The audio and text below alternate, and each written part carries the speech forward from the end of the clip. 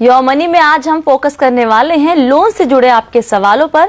Personal loan हो या फिर होम लोन, एजुकेशन लोन हो या फिर कोई और लोन, हर लोन लेने के पहले और बाद में हम सभी के मन में कई सवाल उठते रहते हैं। कई बार वो अनसुलझे सवाल हमें काफी परेशान भी करते हैं, लेकिन चिंता मत कीजिए, हम सुलझाएंगे आपकी हर परेशानी को योर मनी में। हमारे आज के खास मेहमान हैं अपना पैसा.com के CEO हर्ष रूंगटा जी। हर्ष जी, स्वागत है हमारे शो में आपका।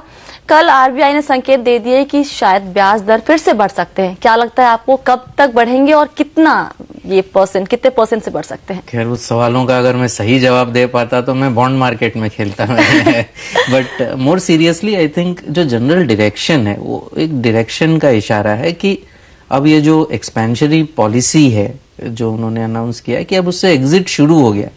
जो इमीडिएट स्टेप्स उन्होंने लिए हैं उससे तो इमीडिएट इम्पैक्ट नहीं है, लेकिन वो इशारा है कि अब जो डायरेक्शन में बढ़ रहे हैं वो एग्जिट की तरफ है, यानी कि लिक्विडिटी धीरे धीरे वो कम करेंगे, क्योंकि एक मेजर रीजन है कि वो इन्फ्लेशन से वरीड हैं। तो मेरे ख्याल से आने वाले दिनों में, अब कितने दिनों में ये तो कहना मुश्किल है, शायद इस साल तो बिल्कुल ना हो, लेकिन 2010 का साल शायद अपने साथ महंगाई भी लाएगा और शायद ब्याज की दरों को भी बढ़ाएगा। दोनों की दरें बढ़ेगी, सेविंग्स की भी दरें बढ़ेगी, डिपॉजिट्स की भी दरें बढ़ेगी, लेकिन लोन्स की भी दरें शायद बढ़ेंगी। Ma'am, I want to know कि fixed loan rates and floating rates में क्या डिफरेंस होता है? What should be the duration of repaying the loan? That would be beneficial for me. आप लोन लेना चाहते हैं? राइट। कौन सा लोन लेना चाहते हैं आप Satendra? I want to take a personal loan, sorry, I want to take a home loan.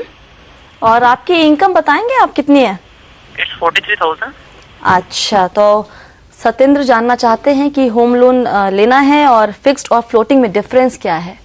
क्या, फिक्स्ड और फ्लोटिंग तो सिंपल है। फिक्स्ड रेट हिसाब से जो एक आम आदमी को समझ में आता है कि फिक्स्ड रेट यानी उस रेट को चेंज नहीं होना चाहिए, फ्लोटिंग रेट यानी वो रेट चेंज होती रहेगी। लेकिन इंडिया में फ्लोटिंग रेट शायद फ्लोटिंग भी नहीं है और फिक्स्ड रेट शायद फिक्स्ड भी नहीं है।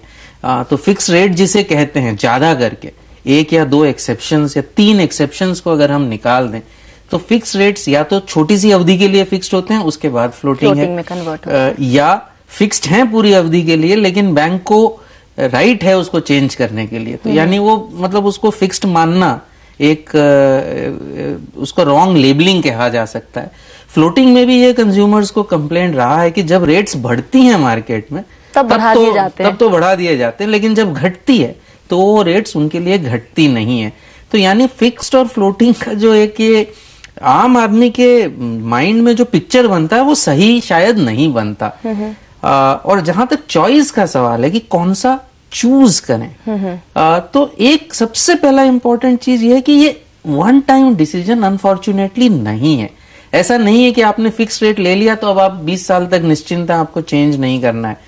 ये डिसीजन आपको हर कम से कम 6 महीने में रिव्यू करना है। अच्छा। क्योंकि डिसीजन जो लिया उस समय उस वक्त के हिसाब से शायद ठीक हो, 6 महीने में हालात शायद इतने बदल जाएं कि उसको चेंज करने से आपको फायदा हो सकता है। तो यानी एक चीज सोच लें कि मैं आज जो बोल रहा हूँ शायद 6 महीने बाद एग्जैक्टली उसका रिवर्स बोलूं, क्योंकि हालात शायद इतने बदल जाएं।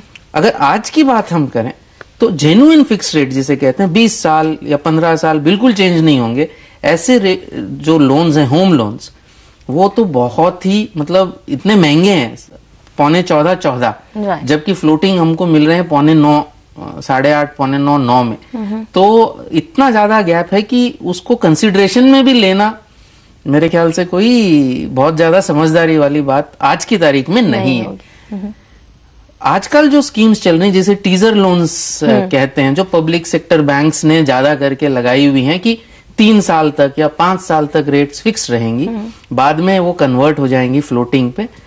गिवन कि अब अगले दिनों में, एटलीस्ट अगले साल में ऐसा लग रहा है कि रेट्स शायद बढ़े, तो ये जो एक सेफ्टी देते हैं कि 3 साल या 5 साल आपकी रेट फिक्स रहेगी, आज अच्छी लग रही है। अच्छा, तो ये जो ऑफर्स है ये आप कंसिडर कर सकते हैं। मतलब टीजर लोन के जो ऑफर्स हैं उसको देख सकते हैं। लेते हैं अगला सवाल। आशीष मालवे ने हमें SMS किया है। उनके पास एक कार लोन है और एक होम लोन है। वो अपनी सारी सेविंग्स को जोड़कर या तो कार लोन पूरी तरह खत्म कर सकते हैं या फिर होम लोन का पार्ट पेमेंट कर सकते हैं। वो जानना चाहते हैं कि क्या उनका ये कदम सही होगा और उन्हें कौन सा लोन चुकाना चाहिए। बहुत ही आसान सा सवाल है। अगर आप कार लोन पूरा चुका सकते हैं तो आपको कार लोन को पहले चुकाइए, क्योंकि न उस पे, अगर वो बिजनेसमैन नहीं है तो न उस पे उनको टैक्स ब्रेक मिल रहा है, और कार लोन महंगा भी होगा होम लोन से। तो सबसे पहले आप कार लोन चुकाइए। उसमें प्री पेमेंट चार्ज शायद 3-4-5% भी हो सकता है, वरी मत करिए, चुकाइए। It is beneficial to you. उतना पैसा आप सरप्लस पैसे पे नहीं कमा सकते। जस्ट पे ऑफ, आप अपना कार लोन चुका दीजिए, फिर कुछ सरप्लस बचता है अगर, तो फिर आप होम लोन का पार्ट पेमेंट के बारे में सोच सकते हैं। हर्ष जी, कई बार कस्टमर चाहते हैं कि वो प्री पेमेंट कर दे, लोन का खत्म कर दे, निपटा दे पूरा लोन एक बार में ही, लेकिन बैंक अलाउ नहीं करते हैं उन्हें ऐसा करने के लिए। ऐसा क्यों होता है? दो रीजंस हो सकते हैं। स्पेशली जो शॉर्ट पीरियड लोन्स होते हैं, कार लोन्स या पर्सनल लोन्स, उसमें जो इनिशियल पीरियड होता है 6 महीने या साल भर, वो प्री पेमेंट अलाउ नहीं करते। वो थोड़ा यूजुअल है। बाद में भी प्री पेमेंट को डिस्करेज करने के लिए बैंकों, कुछ एक बैंकों के क्लॉज होते हैं कि या तो आप सारा का सारा एक साथ में चुकाइए, पार्ट प्री पेमेंट अलाउ नहीं करते। एडमिनिस्ट्रेटिव कॉस्ट भी है, पीरियड भी है, मेनली उनको डिस्करेज करना है प्री पेमेंट। और इसीलिए चार्ज भी ज्यादा होता है। कार लोन में 3 से 5% होता है, पर्सनल लोन्स में भी 3 से 4% तक का प्री पेमेंट चार्ज होता है। वाजबी ना वाजबी कहना मेरे ख्याल से मुश्किल है। क्लियरली डिस्क्लोज्ड जब तक है मेरे ख्याल से, और होता है डिस्क्लोज्ड, तो मेरे ख्याल से कंज्यूमर्स को पता होता है कि प्री पेमेंट चार्ज इतना होगा।